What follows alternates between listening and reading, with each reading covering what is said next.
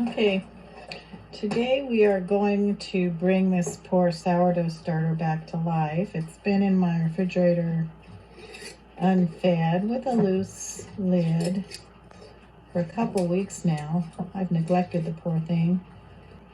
But the poor thing is very hard to kill. So, as you can see, it looks kind of nasty. You know it needs feeding when it gets that liquid on the top. And the liquid looks gross, but if you smell it, it still has a nice sort of beer tang to it. So the first thing I'm going to do is I'm going to use my wooden spoon handle here, and I'm just going to stir it up, get that liquid back into it.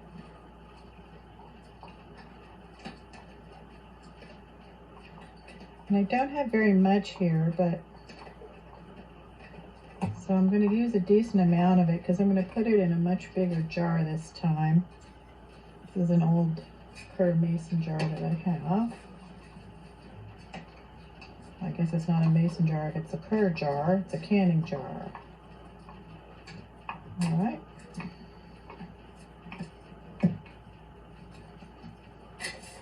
So there's that.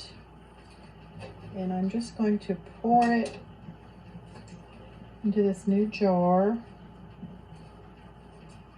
most of it.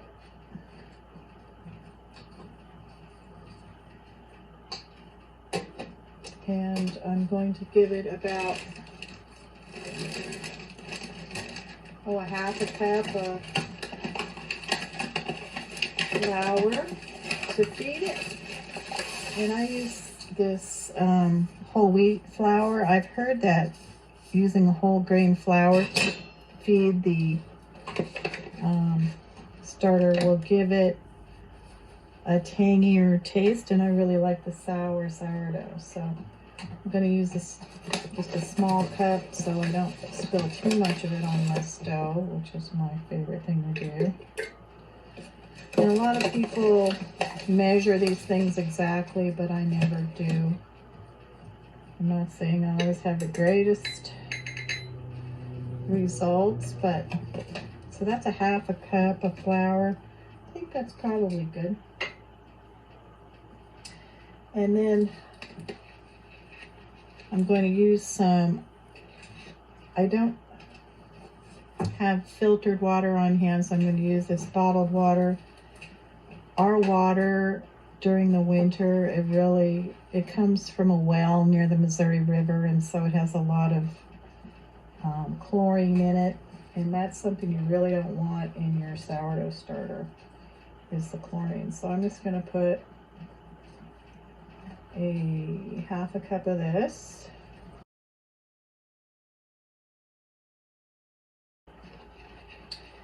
And then I saw a video that said you should give your sourdough a little treat, like it was a pet.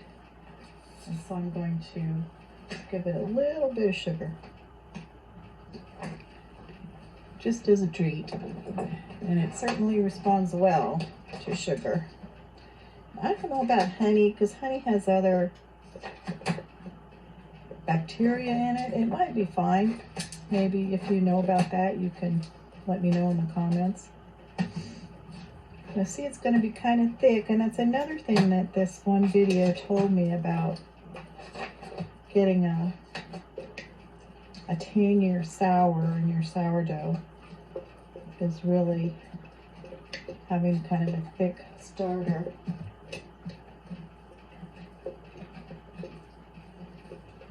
Get that all mixed in. And I'm going to scrape that down with a spatula.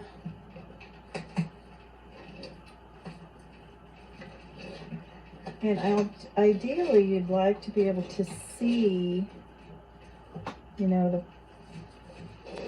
the raising of the sourdough. So if you can clean those sides off as best you can, you really be able to see how much it rises in the jar. So, you know, maybe tomorrow morning I'll come back and I'll really be able to see a line here where that sourdough has risen up. The sourdough starter has risen up. There we go. Now I'm just going to put a new clean lid on here. And I'm going to leave it on loose. Actually, I think I'm not going to do that. I'm going to get me a paper towel and use my canning jar band.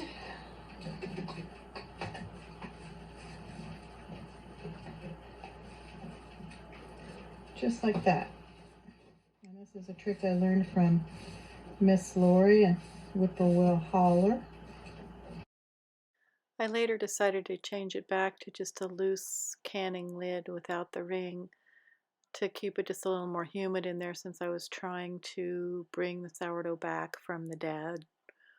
But don't forget Miss Lori's method when you're just doing the day-to-day maintenance on fermented foods.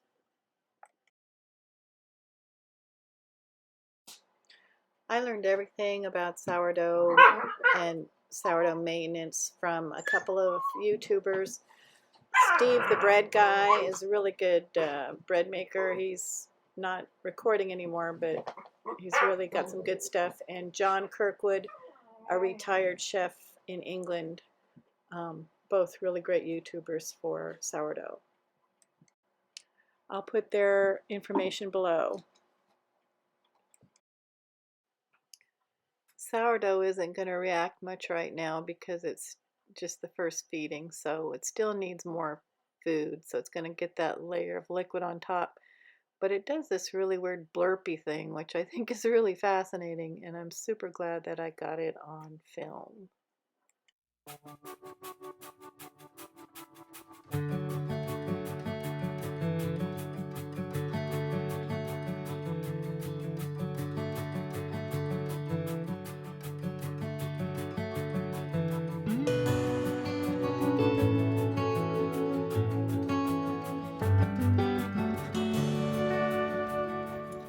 Okay, so today we're going to work again on the sourdough that I revived after it's been a couple of weeks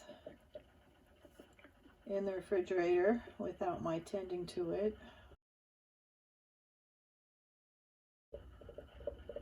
But it seems pretty resilient, at least this particular batch, so I'm pleased.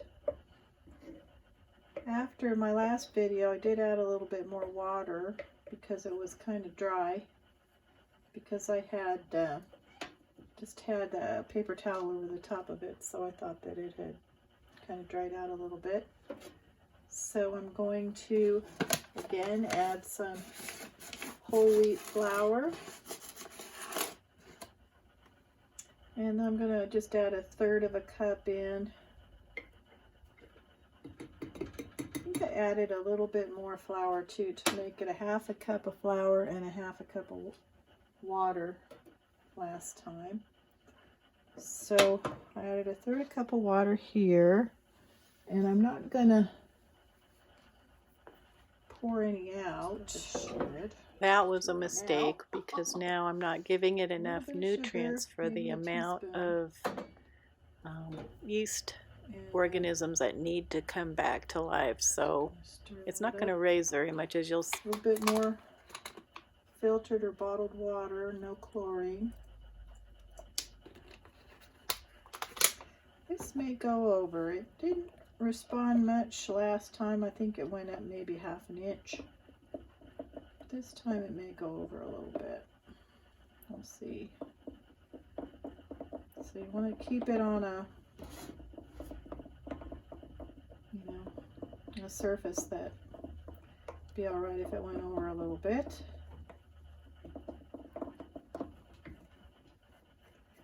And I just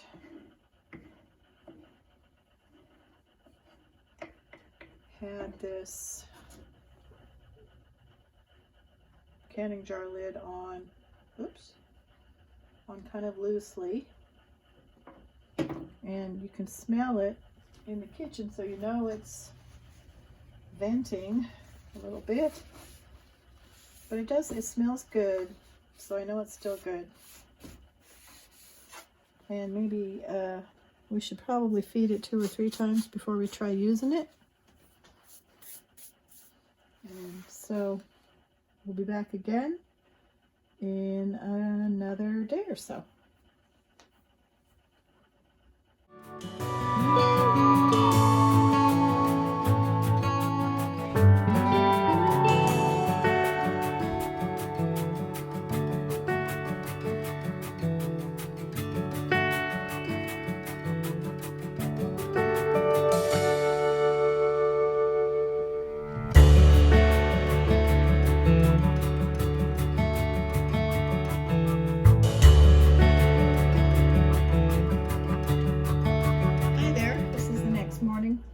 From the time lapse, and you can see that the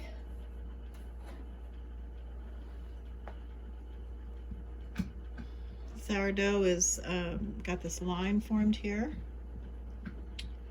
and I'm not quite sure what that means, but I know the liquid means it needs to be fed.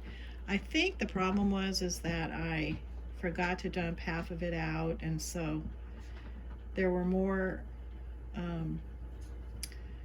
critters that needed to be fed than I gave food for. So it still needs to be fed. You can tell by this line of liquid. But it did do a little bit of rising, as you saw in the time lapse. I'm going to time lapse it again so you can see that it's a little more successful with less. If you ever wondered why you need to pour this off and perhaps waste it, although you can certainly use it for like pizza dough or something at this point. It's not really good enough for bread. But anyway, that is why, because you don't feed it enough for all the critters that continue to live there. You can see some bubbles are in here in the bottom, but nothing like it really ought to be. So, I mean, it should blow the top off of this thing. It really should. So we're going to try again today. I'll give it a stir up. I'll pour half of it out, and then I will feed it.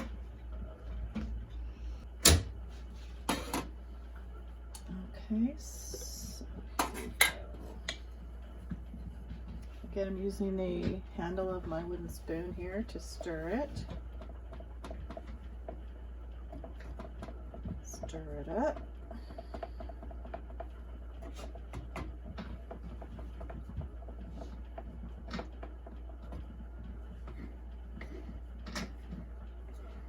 I could use a new jar, and that might actually be a good idea so you can kind of see better the process, but then it won't be the same jar, so we wouldn't, I'd like to use kind of the same thing so we can see the progress we're making. So I'm going to pour some of this off.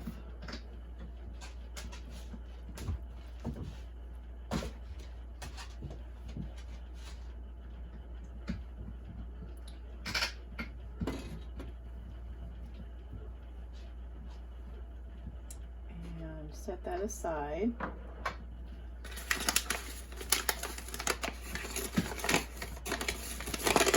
It's a little bit watery. I don't need as much water as I'm going to do flour, but I'm going to do 1/2 cup of flour. And again, this is whole wheat flour because that helps it be more sour. If you don't want it to be more sour, you can certainly use regular white flour. I would get the unbleached. Bleach is never a good thing with a sourdough or any kind of fermented item that is actually living, because bleach is meant to kill stuff off, basically.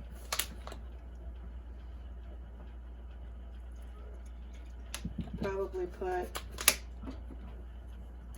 1/4 cup of water in with my 1/2 cup of flour.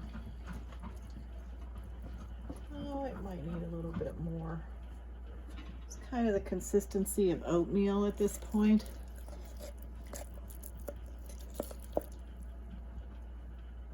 I'm going to put a little more water in. But again, if you want a more sour sourdough, they recommend that you have a thicker sourdough. But since the object here is to try and bring it back to life after my neglecting it for weeks, we're gonna give it a break.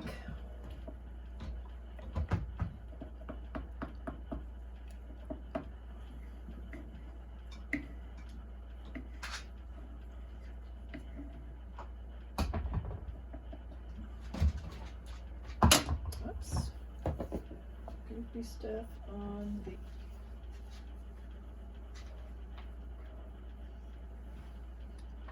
Again, we're just going to give a little bit of a treat, about a tablespoon, not a tablespoon, a teaspoon of sugar. Stir that in.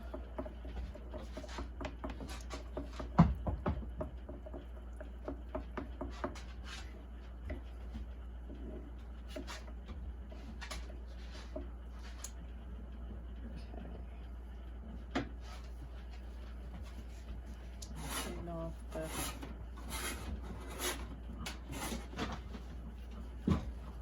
lid as best I can. And these are going to get grubby after several feedings, obviously. You might want to clean them out more often than I do. Get a new jar. But, you know, I don't think it bothers your sourdough as much as it bothers you to see a messy jar. It's probably happy to not have the residue from dishwasher or whatever every time it rises. Alrighty. So there's that. You can already see there's some nice bubbles in there. So we will set up the time lapse again and watch it through the day.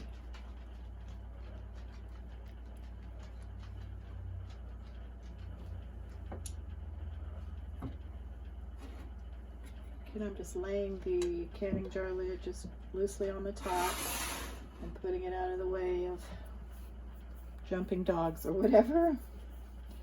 We'll be back in a little bit.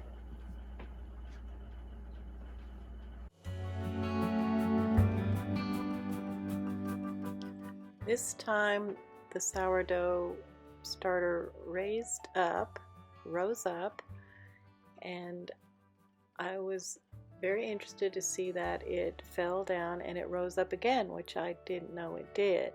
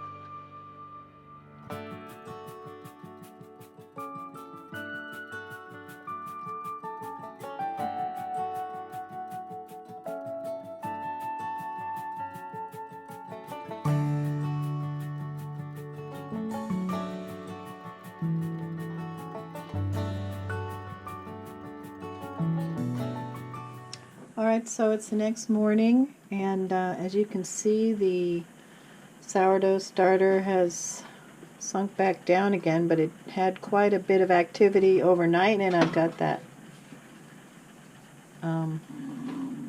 time lapse so you can see what it did. I'm going to put it in another jar today. This jar here, I think that's the same size lid, and but I'm going to wait until I got it all mixed up, so I pour it in there and it just looks nice. It doesn't need to look nice. The starter doesn't care if it looks nice. But, you know, I'm filming this stuff, so I thought I'd make it look nice. So we're just going to feed it again. We're going to pour off some of it. We got to stir it up first. This is just a dowel, a piece of a dowel that I had. It's the same as the end of a wooden spoon, basically. And you can, you know, have several of these if it takes you a while to clean them like it does me. Stir that up.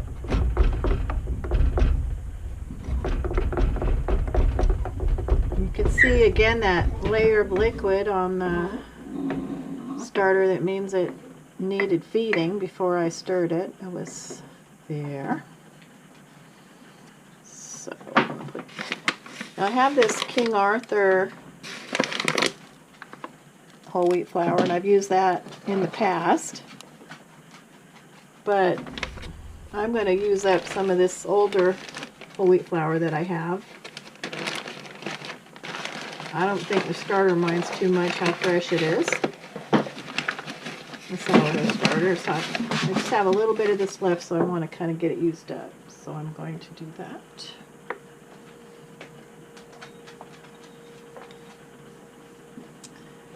So I'm going to pour off some of this, and I can use it for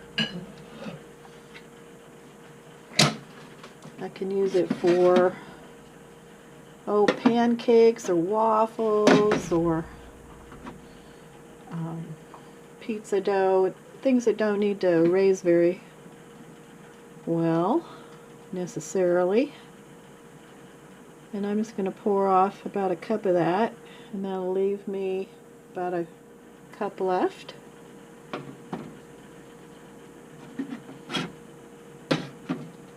Now these measurements are not exact. If you want exact measurements, you know, use exact measurements when you're putting in the flour and the water. Use exact measurements when you're taking out the starter for the day when you feed it. I've had pretty good luck. I mean, it's a living thing. You know, it's not an exact science. Now, some baking, like with your baking soda, your baking powder, some items do have to be exact. And if I were making bread with this, the best results I ever got were using exact gram measurements. But ever after, when I did that, it didn't work so well. So I don't worry about it too much anymore. Alright, I'm just going to put another half a cup of flour in. And you can use rye. Rye was one of the things that the video I looked at suggested for helping to make it super sour. But there is that definite rye taste in whatever you use.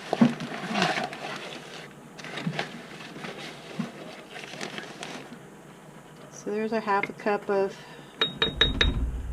flour. About a half a cup of water. Make it a little bit thicker, I think. Now that we're not so much reviving it as getting it to be starter again. A little bit of its treat, about a teaspoon of sugar. Mix that up. And I'll see it's really thick. I don't know. Alright, I'm just going to make it a half a cup of flour, half a cup of water.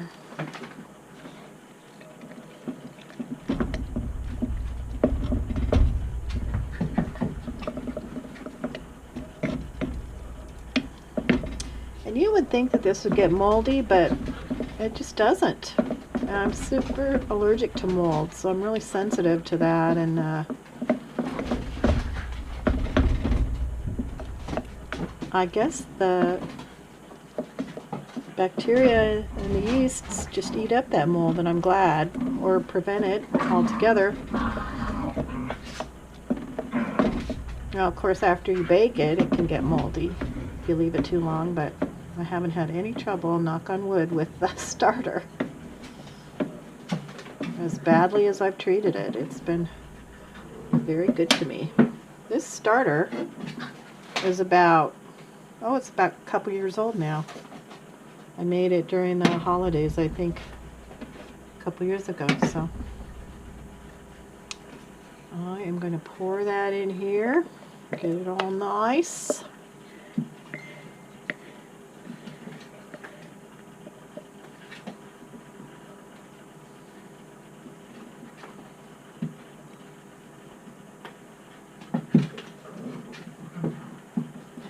Nice clean new jar.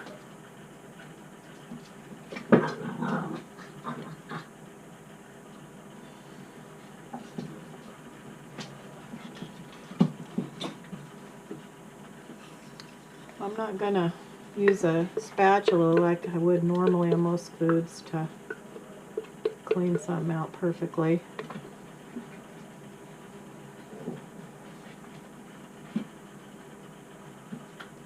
Because there are dry, crusty parts on the side of the jar and stuff that don't necessarily need to go into the new stuff. So I'm just going to scrape it out, pour it into the new jar. Make it pretty. Although the sourdough does not care how pretty it is. Okay, so what you want to be left with, at least what I like to be left with in my small amount of baking, is enough that I can take a cup out for a batch of bread and still have at least a half a cup left to maintain the starter. So that's what I've generally done here. If you figure that's a quart jar, there's about a cup and a half in there now. So I'll now have a cup left that I can use to make bread or waffles to give them a lovely sour taste, or pancakes, sourdough pancakes. And I'll still have the half cup left to rebuild my starter. Thanks for watching. Give me a thumbs up and share with your friends, and please subscribe. It really helps me make a living without a job. Love y'all. Bye.